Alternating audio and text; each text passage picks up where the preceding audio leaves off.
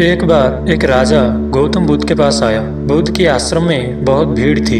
राजा ने आग्रह किया कि वो एकांत से उनसे कुछ कहना चाहता है। तब बुद्ध बोले, मृदु नयनम कतु कोनाहि, अर्थात सर्वत्र एकांत है तो यही बोलो। राजा ने कहा कि मैं संन्यास लेना चाहता हूँ। ये सुनते ही बुद्ध थोड़ा गंभीर हो गए।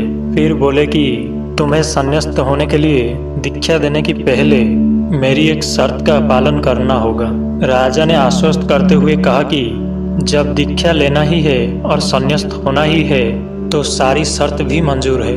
बुद्ध ने आदेश दिया कि अपने कपड़े उतारो, अपने जूते भी उतारो और नग्न हो जाओ और अपनी राजधानी की राजमार्ग पर स्वयं को जूता मारते हुए चक्र लगा कर आओ। राजा ने वही किया। वो नग्न होकर स्वयं को जूता मारते हुए राजधानी के सड़के पर दौड़ने लगा।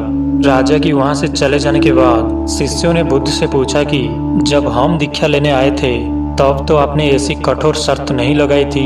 आप तो स्वयं करुणा अवतार हैं, फिर राजा के साथ ऐसा कठोर शर्त क्यों?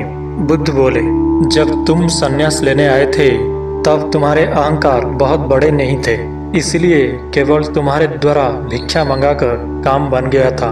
पर ये तो राजा है, इसका अहंकार भी बहुत बड़ी है, इसलिए महारोग की दवाई भी अधिक शक्तिशाली होनी चाहिए। राजा जब इस दशा में अपने ही प्रजा वर्ग में गुजरेगा तब उसकी अहंकार भी चूर चूर हो चुका होगा। राजा ने शाम तक अपनी शर्त पूरा कर ली और बुद्ध के चरण में आकर बैठ गया और कहने लगा, अब तो मुझे दीक्षा देकर संन्यास्त करे।